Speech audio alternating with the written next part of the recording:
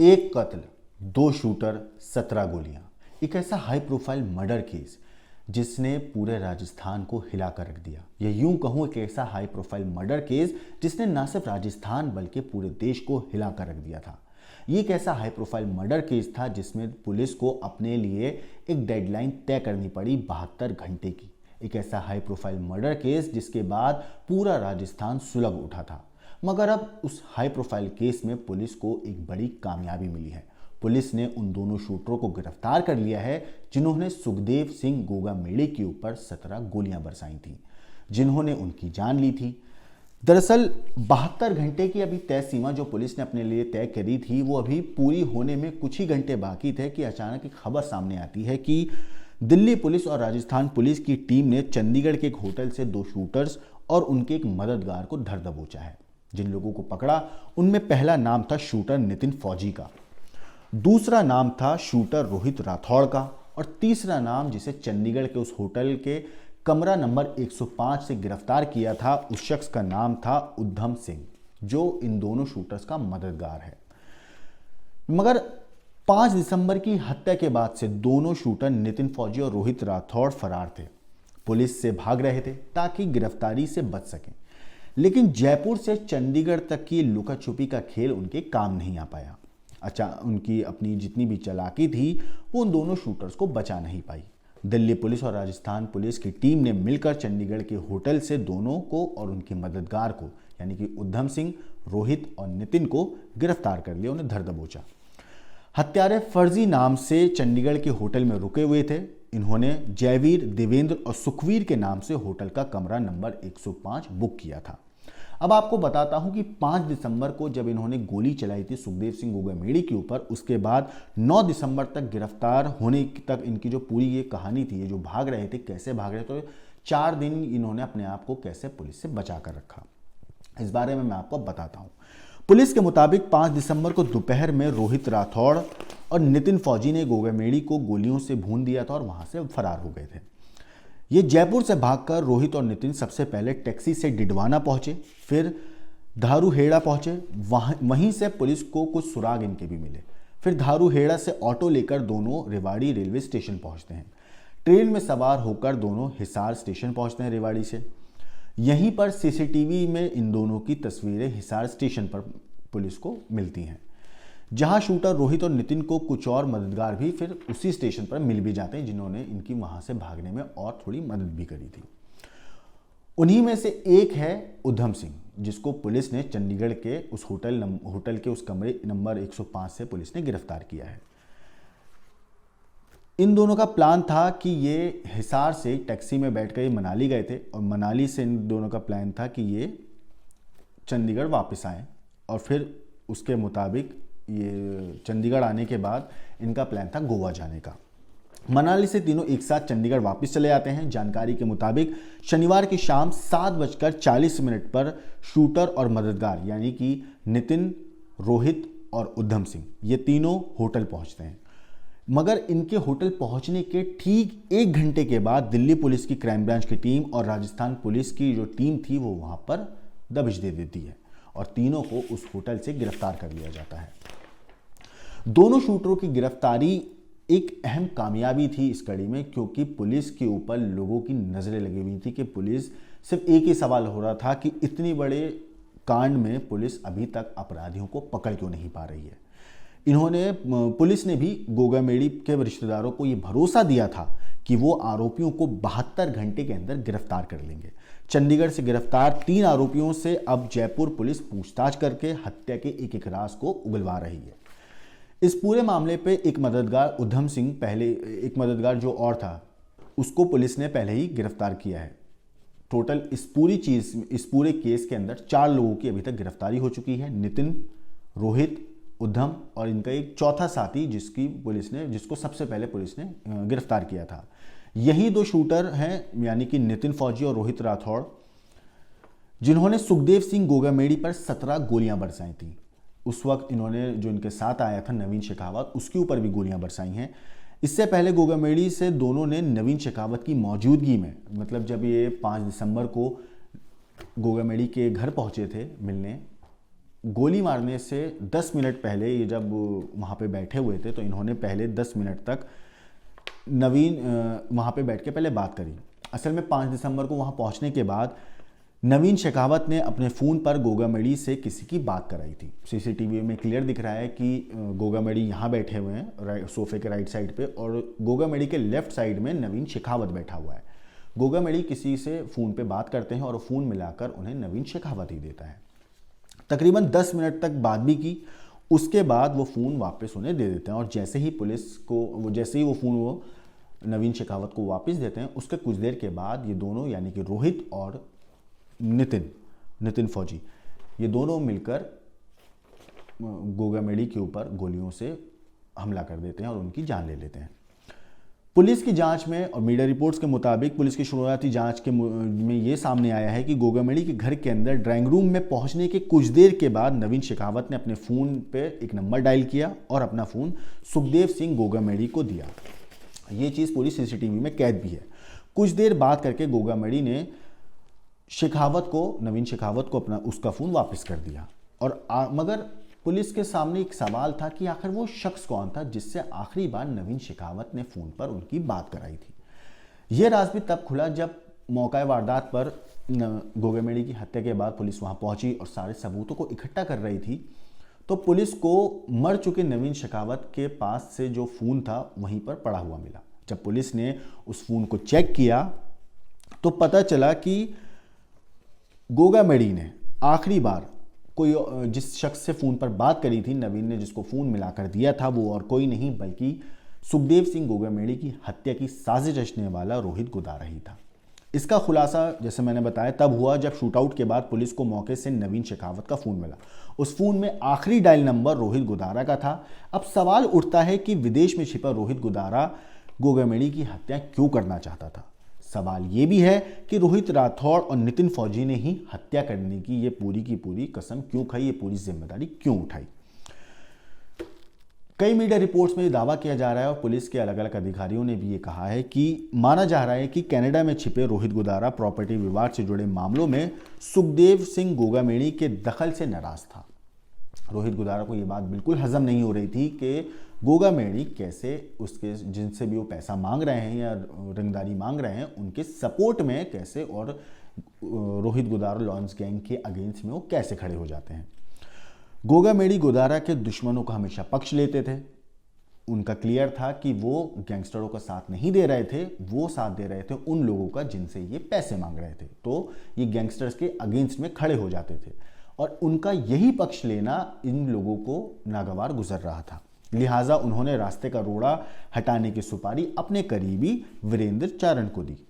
वीरेंद्र चारण ने अपने जानने वाले रोहित राठौड़ और नितिन फौजी से संपर्क किया। इसके बाद दरअसल रोहित राठौड़ के खिलाफ रेप का एक मुकदमा दर्ज है और गोगामेडी उसके खिलाफ पैरवी कर रहे थे। नितिन फौजी भी केस में फंसा हुआ था। अब वो विदेश जाकर सेटल होना चाहता था, इसलिए वीरेंद्र चारण रोहित राठौड़ और नितिन की कमजोरी जानता था। दोनों को मदद का झांसा देकर चरण ने उनसे गोगामेडी की हत्या करने का पूरा जो सुपारी थी वो उनको सौंप दी। झांसे में आकर दोनों तैयार भी हो गए और वीरेंद्र ने अपने गुर्गे के जरिए दोनों शूटरों को जयपुर में हथियार भिजवाए। उसी हथियार से दोनों ने इस पूरे हत्याकांड को अंजाम दिया था। हत्याकांड से पहले और इसके बाद दोनों शूटर लगातार वीरेंद्र चारण के संपर्क में थे। अब खुलासा हुआ है कि फरार होने से पहले रोहित राठौड़ और नितिन फौजी ने जयपुर के पास एक होटल के बगल में उन हथियारों को छुपा दिया या दबा दिया जिन हथियारों से या जिस बंदूक से इन्होंने गोगामेडी और नवीन शेखावत के ऊपर 17 गोलियों से फायर किया था। पुलिस अब हथियारों को बरामद करेगी ताकि सबूतों और वारदात की तमाम कड़ियों को जोड़ा जा सके। 5 दिसंबर से एक हफ्ते पहले ही इस साजिश की पूरी कहानी रची गई थी। मतलब ये जो पूरी कहानी है, इस साजिश की पूरी प्लानिंग है, 5 दिसंबर से एक हफ्ते पहले यानी कि नवंबर के आखिरी हफ्ते में सब कुछ तय हो गया था। जिम्मेदारी सौंप दी गई थी, हथियारों का इंतजाम हो गया था, शूटर भी मुस्तैद हो गए थे। रेकी का जिम्मा मारे गए नवीन शेखावत ने पूरा कर लिया था। ऐसे में अहम सवाल है कि आखिर रोहित राठौड़ और नितिन फौजी ने नवीन को गोलियों से क्यों भून डाला। इस सवाल का जवाब जानने के लिए सबसे पहले सीसीटीवी की इन तस्वीर को देखिए।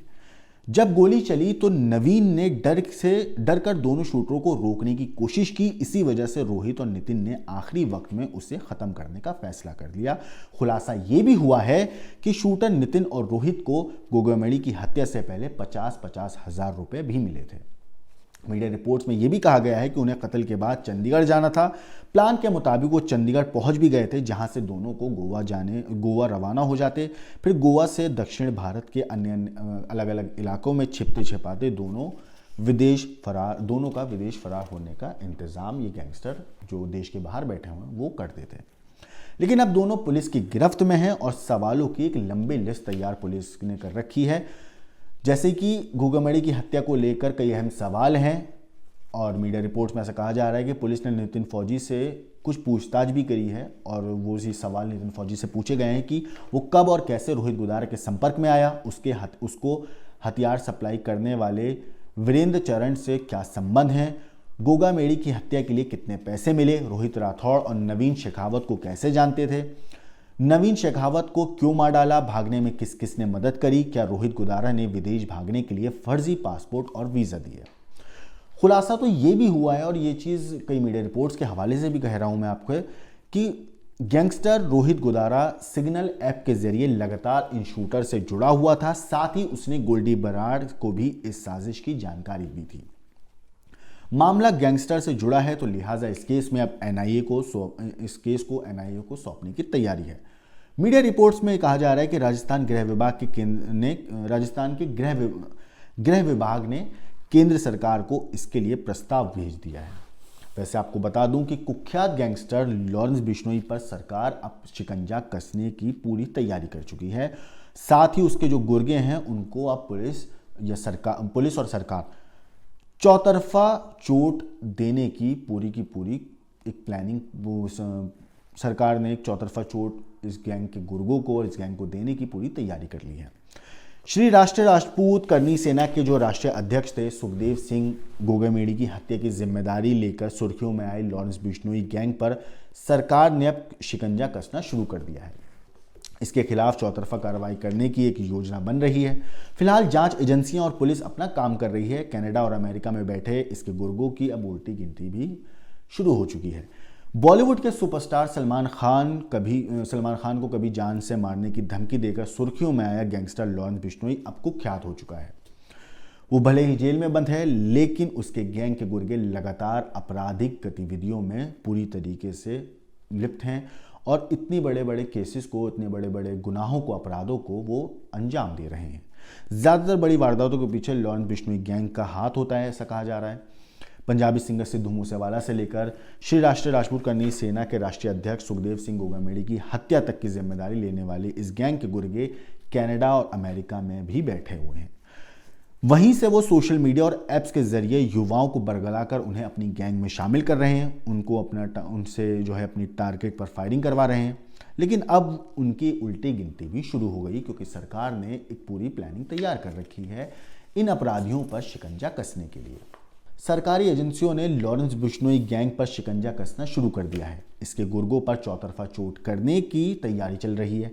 इसमें आईबी, एनआईए, ईडी के साथ साथ स्थानीय पुलिस की स्पेशल टीम एक साथ मिलकर काम कर रही है। इस गैंग के गुर्गे और शार्पशूटरों के खिलाफ इंटेलिजेंस इनपुट मिलते ही पुलिस एकदम एक्टिव मोड में आ जाती है। वारदात से पहले ही एनकाउंटर करके उन्हें गिरफ्तार कर लेते हैं। इसी तरह दिल्ली के एक हाई प्रोफाइल इलाके वसंत कुंज में भी लॉरेंस गैंग के 2 शूटरों को एनकाउंटर के बाद पुलिस ने गिरफ्तार किया है।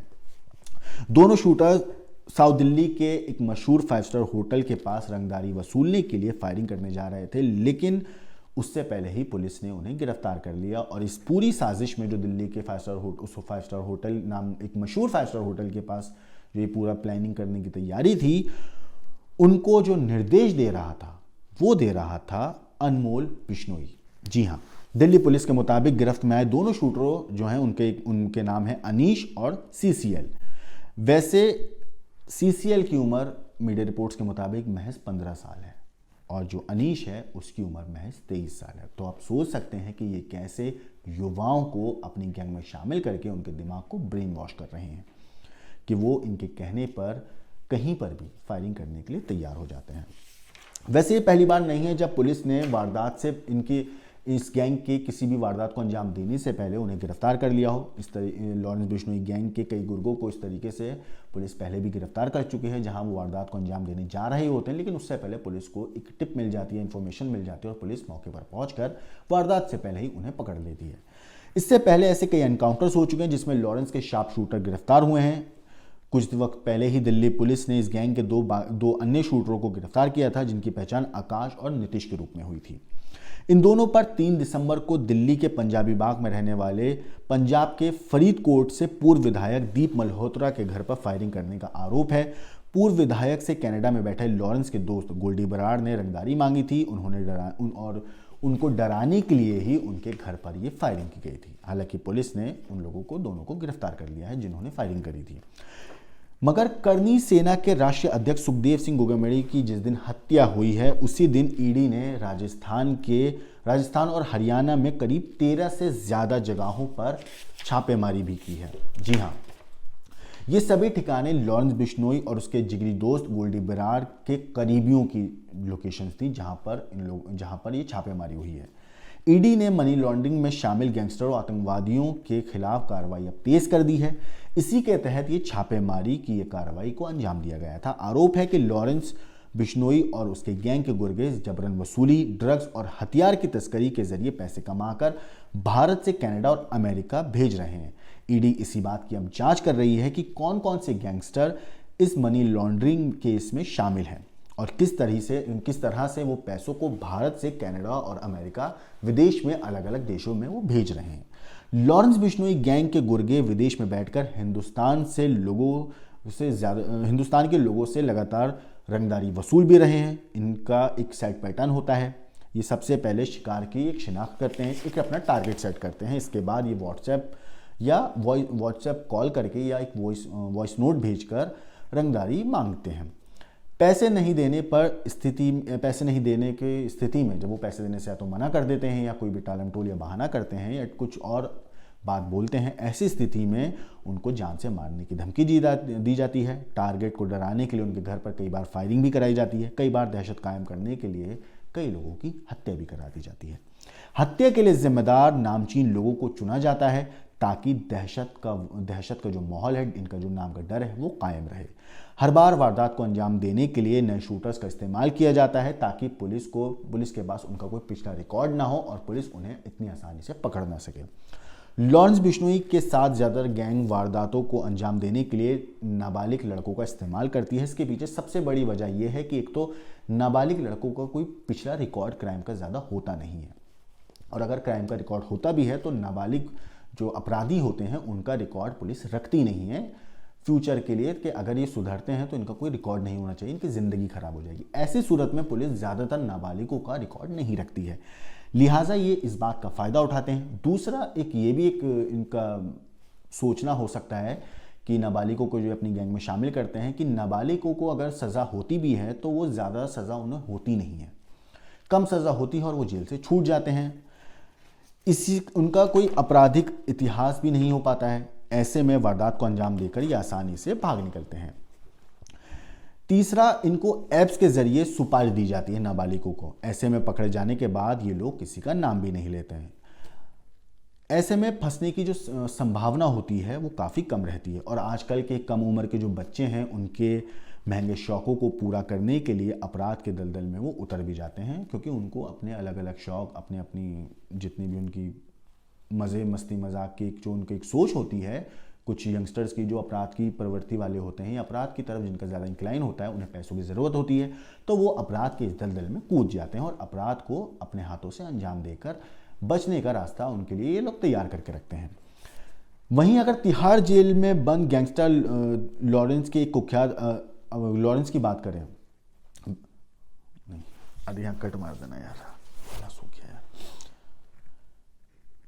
जेल में बंद गैंगस्टर लॉरेंस बिश्नोई एक ऐसा कुख्यात अपराधी है जिसके खिलाफ एक नहीं सैकड़ों मामले दर्ज हैं। वो जेल में बंद रहकर भी अपनी गैंग को ऑपरेट करता है। इसकी आप हाल ही में एक आपने देखा भी होगा कि जेल में बैठकर लॉरेंस बिश्नोई ने बाकायदा एक टीवी चैनल को पूरा इंटरव्यू दिया था, ना कि एक बार बल्कि 2 बार अलग अलग तरीके से उस गैंगस्टर ने जेल में बैठकर एक टीवी चैनल को आराम से इंटरव्यू दिया था। न सिर्फ इंटरव्यू दिया बल्कि जेल में रहकर उसने सिद्धू मूसेवाला की हत्या की पूरी कहानी कैमरे पर बताई थी। उसने बताया कि क्यों, कब, कैसे, किसने किस तरीके से सिद्धू मूसेवाला की हत्या की।